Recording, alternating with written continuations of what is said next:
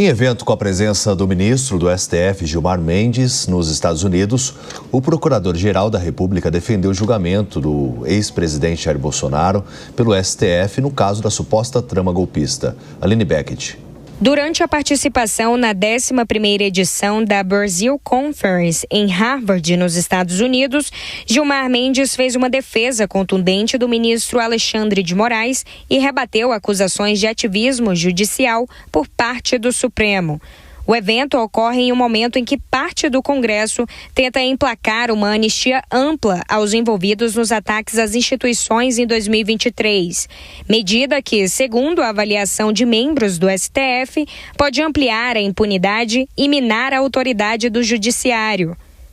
Na primeira declaração de peso, o decano do STF saiu em defesa de Moraes, alvo de críticas constantes de apoiadores do ex-presidente Jair Bolsonaro. Não há justificativa para ele ser afastado, uma vez que ele já era relator desses inquéritos e depois dos inquéritos que se agregaram. Então, não se pode falar disso. Ele não é suspeito, não está impedido, não está julgando no seu interesse. Não se pode nem de longe comparar Alexandre com Moro. Em um contexto em que a sociedade brasileira segue dividida, Gilmar Mendes faz um alerta implícito sobre os riscos de permitir que o judiciário seja desacreditado por narrativas políticas em meio ao avanço no Congresso da proposta que tenta anistiar os envolvidos nos episódios que culminaram nos ataques aos 3 poderes. No painel, o ministro voltou a fazer críticas veementes à Operação Lava Jato, cujos excessos, segundo ele, colocaram em xeque o Estado de Direito no Brasil. Fico muito orgulhoso de ter participado desse processo que você chamou de desmanche da Lava Jato, porque era uma organização criminosa. Eu percebi, de uns tempos para frente, que havia exageros, que as pessoas só conseguiam libertação e nós estávamos mantendo as prisões preventivas. Eles estavam presos e só conseguia a libertação depois de fazerem delação. Ao final, o ministro defendeu a atuação do STF nos últimos anos, inclusive em momentos de crise como a pandemia da Covid-19, e rejeitou as acusações de ativismo por parte do STF. Também durante a 11ª edição da Brazil Conference, realizada na Universidade de Harvard, o Procurador-Geral da República e presidente do Conselho Nacional do Ministério Público, Paulo Gonet, falou sobre o papel fundamental das instituições brasileiras em tempos de crise política. A Constituinte disse isso expressamente no artigo 127 da Constituição, que cabe ao Ministério Público a defesa do regime democrático. Todos os atores do sistema político são defensores da Constituição. E o Constituinte disse que o Supremo é o guardião da Constituição. Para o Ministério Público, ele disse que nós somos os guardiões do regime democrático, da democracia. Só isso já é uma missão de enorme importância, de uma responsabilidade sem par. E é óbvio que nós vamos desenvolvendo essa missão única, não só na história do Brasil, como também no direito comparado, com acertos, com equívocos, procurando sempre nos aprimorarmos para respondermos melhor a esses desafios. Teve um ganhador do Prêmio Nobel que disse que uma democracia é sólida quando as instituições são sólidas, ele relaciona esses dois fatores. Então, eu acho que nos últimos tempos a gente tem demonstrado que a democracia do Brasil está cada vez mais sólida, porque as instituições também o estão. No mesmo painel, o diretor da PF, Andrei Rodrigues, explicou a importância da investigação da trama golpista. Nós não estamos falando aqui da maquiagem de uma estátua. Nós estamos falando aqui de plano de assassinato, nós estamos falando de ruptura da nossa democracia, nós estamos falando de vandalismo, nós estamos falando de depredação de patrimônio público e histórico, nós estamos falando de ataque às instituições do Estado do Brasil e que trariam consequências inimagináveis.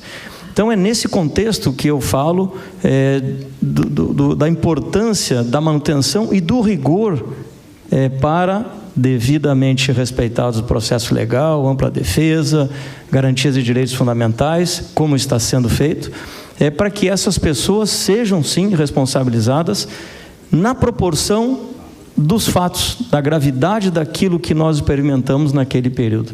Então, eu tenho maior apreço, respeito, aqui estão parlamentares, Rubens, Tabata, Randolph, eu tenho maior respeito e apreço, e lá eu furo de debates, enfim, de proposituras legislativas, mas tenho também a minha opinião muito formada, muito consolidada, em razão também disso que o doutor Paulo aqui comentou, do trabalho que foi feito, e eu recomendo àqueles que não leram, é um documento hoje público, o relatório do inquérito policial, a primorosa denúncia que o doutor Paulo apresentou à Suprema Corte, que vão ter um pouco a dimensão daquilo que estamos falando. Então, eu reafirmo aqui que, de fato, acho inaceitável não punir pessoas que cometeram crimes dessa envergadura. Gonê enalteceu a importância do trabalho da corporação nas investigações da suposta trama golpista, que apontaram o ex-presidente Jair Bolsonaro como líder do movimento. A Polícia Federal teve um trabalho fantástico nesse trabalho, nessa tarefa toda. O doutor Andrei, que está aqui do meu lado, eu já disse isso pessoalmente a ele, já disse isso perante a corporação dele, já disse isso por escrito na denúncia, agora eu digo para os senhores aqui, a Polícia Federal fez um trabalho realmente notável em um curtíssimo espaço de tempo. O procurador-geral também exaltou a atuação das instituições brasileiras no fortalecimento da democracia, em um contexto de polarização política provocada pelo julgamento das ações envolvendo a suposta trama golpista em que Bolsonaro e outros aliados viraram réus. Eu acho que há certos momentos em que as instituições mostram por que elas existem, para que elas foram concebidas e se elas estão realmente servindo aos interesses a que elas devem servir. A atuação da Procuradoria-Geral da República, nesses casos, foi uma tentativa de resposta a essas indagações. E o que eu posso dizer é que eu tenho a consciência tranquila de ter atuado da forma que me parecia a mais exata, dentro desses parâmetros, dentro desse modelo que a gente enxerga de atuação do Ministério Público como o órgão ditado pelo Constituinte expressamente como defensor do regime democrático. Quando se trata de alguma coisa de grande magnitude, não importa que o mandato tenha terminado ou não, é preciso que o presidente responda por aquilo que ele fez durante o seu mandato e faça isso perante a mais alta corte do país. Em Harvard, o Procurador-Geral da República assinalou ainda a importância de um sistema de justiça transparente, acessível e atuante. De Brasília, Aline Beckett. Bom, como a gente viu na reportagem, então, Paulo Gonê defendendo que o Supremo Tribunal Federal tem que fazer realmente o julgamento do ex-presidente Jair Bolsonaro. Mas uma pergunta que fica é por que membros da Justiça têm tido tanto protagonismo falando sobre processos e tudo mais, como esse evento que foi realizado nos Estados Unidos. Qual que é o objetivo disso, Diogo da Luz? É a mesma pergunta que eu tenho dentro de mim também, David. Eu me pergunto quase todos os dias qual o benefício, não para eles, mas para nós brasileiros, desses membros do judiciário, dessas autoridades, tanto falar em público e não nos processos apenas, como era nos tempos que eu era bem mais jovem. Não vejo o menor sentido nisso. E aí me parece que estão fazendo propaganda de um processo, o que, no meu entender, não tem o menor sentido, porque ele deve ocorrer, ele vai ocorrer, então essa propaganda não tem sentido algum. E aí eu ainda pergunto mais uma coisa, já que eles falam tanto em público, que me digam, caso alguns desses processados venham a ser condenados, a quem eles poderão recorrer para ter um segundo julgamento em instância superior, como determinam os direitos internacionais que o Brasil assina, a nossa Constituição e a nossa legislação. Se forem condenados, a quem poderão recorrer? Quando o ministro do Supremo Tribunal Federal e um procurador-geral têm de justificar tanto um processo, é porque muitas dúvidas existem sobre esse processo. E, ministro, como o senhor bem disse, estamos no Estado Democrático de Direito, as instituições são fortes e, por isso, a população tem direito de discordar de algumas opiniões. Por exemplo, quando o senhor disse que tem orgulho de ter acabado com a Lava Jato, eu acho que isso gera uma frustração generalizada na população.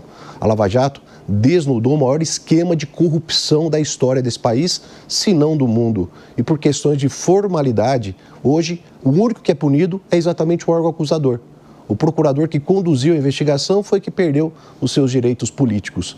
E quanto à eventual imparcialidade do ministro Alexandre de Moraes, o que o senhor se reportou, a população também tem direito de discordar. Afinal, existia uma trama contra ele e muitas vezes ele foi acusado pelo próprio presidente da República, então da época, Jair Bolsonaro, de ser imparcial, o que denota no meio da população que ele talvez não tenha parcialidade suficiente para esse julgamento. E, dada o tamanho, a envergadura, o estofo desse julgamento, muito melhor seria que fosse julgado pelo plenário e não pela turma composta, inclusive pelo ministro Alexandre de Moraes. A população tem direito de discordar e a discordância faz parte do Estado Democrático de Direito.